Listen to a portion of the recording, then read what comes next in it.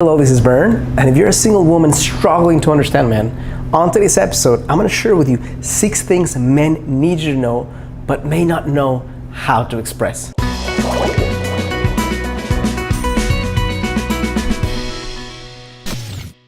Hello, this is Bern. Welcome to another edition of BernMendez.com, a space where I share with ambitious, conscious women how you can attract the man you want without the need for gimmicks, manipulation, or silly techniques. Now, most men today are more misunderstood than you think. Being a man, I can vouch for that.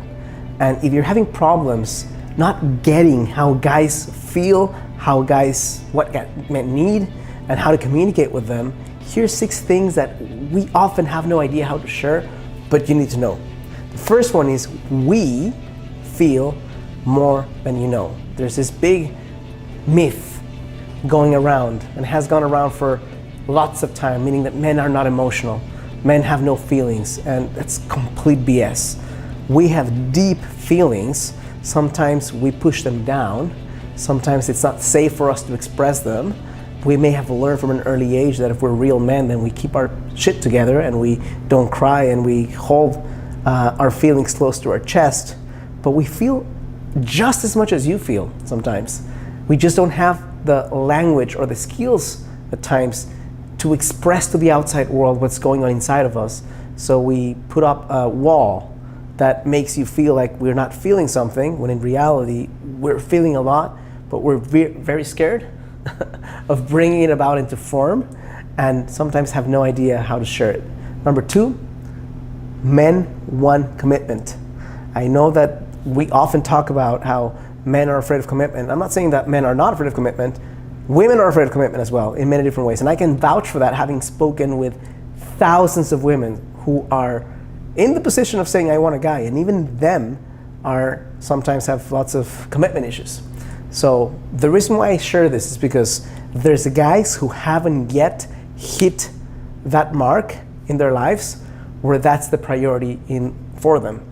And a big problem that I see in women is they connect to men who aren't ready for that commitment, and they want to convert them to their religion, metaphorically speaking, of commitment.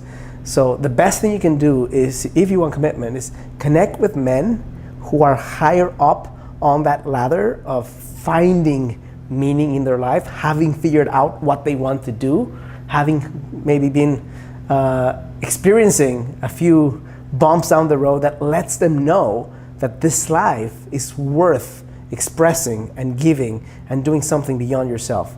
Again, the mature level of the guy will let you know how willing he is to commit. And I'm not saying that all guys want to commit, but lots of men want to commit at the right stage. Don't get them earlier than they're ready for, because that was going to be a painful experience for you. Number 3, men thrive with boundaries. What does that mean? There's so many women who are afraid of saying, here's what I want, here's what I need, here's how far I can go. Because if you feel chemistry with a man, it's so simple. It's sometimes to feel like if you were to push back on some of those standards that you have for yourself, that he might just get desperate, or he might get upset, or he might go away. But the reality is the man that you're with will treat you with the kindness, respect, and value that you show up with for yourself. And part of that, a big part of that, is the boundaries you set for yourself. How early you connect physically, when you have sex, earlier in the relationship or not early in the relationship, what you need in order to be in a relationship with them.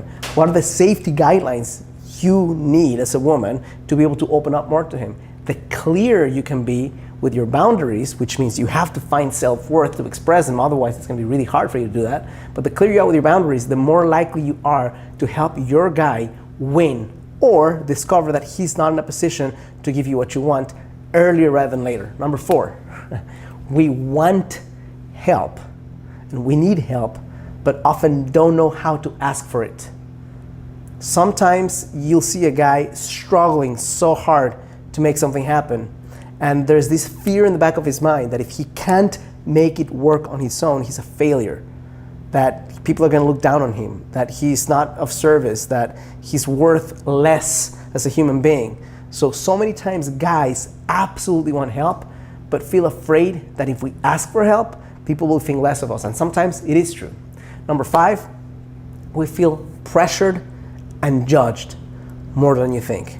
And I'm coming from a place where I understand your pressures and I feel the judgment that you experience, because I get to talk to so many of you who cry with me and let me know what's going on. So I get how you're judged for your looks, for your body, for many different things that seem unfair. But I can tell you as a man that men feel judged in different ways. Not just physically, although men are judged physically as well, maybe not to the level that you are, but men feel judged for their achievements. Men feel judged for their accomplishments. Men feel judged for their performance at work. Men feel judged for the level of income that they're able to create. So we feel a lot of pressure in different ways than you, and you need to know that, because I think there's this feeling, overwhelming feeling, that men have it easy and men don't have it easy. In some areas, men have it easier than women, but in some areas, men have it harder than women. And feeling pressured from the world to perform, to be better, is one of those areas where it's a different type of pressure, the actual thing that we feel pressured by, but we often feel like failures. We often feel like we're not good enough. We often feel like nothing we can do will change things. And if you don't understand this, just take a look at suicide rates for men versus women. You'll understand that men feel so much pressure and many times don't know how to express, how to change, how to open, but the fear and the pain is there. Number 6, the fact that we talk less than you do, the fact that we talk less than your girlfriends when you set up a conversation, doesn't mean we don't care. Sometimes guys tend to be more internal. We don't have to express things to the outside world to come up with an idea. Sometimes that's the last thing we want to do. We actually sometimes don't want to talk until we have the clearest idea as to what we're going to say. And sometimes for you, as women, talking about things is how you come up to a final idea. And there's less of that risk of saying something that you might change your mind later on. Guys typically don't want to say something that's not fully vetted, because the last thing we want to do is go back on our word and then change it. So many times guys need more time to figure out shit before we express it. And sometimes we don't have to express it as much, but it doesn't mean we don't care. If you judge the guy that you're with the same lenses you judge your girlfriends, meaning if your girlfriend would talk to you for 3 hours about nothing and still have a great time, and your guy doesn't, he cares, he's just not into that, and that's okay. Hope this is helpful and useful for you. If you're interested in understanding how you can enter a relationship that's fulfilling and that's passionate, even if you haven't before, there's a training that I created for you. If you go to the first link on the description of this video, you can click on that link, enter it in an email, and you'll be immediately taken to a training that's free that you can start watching right away and start implementing.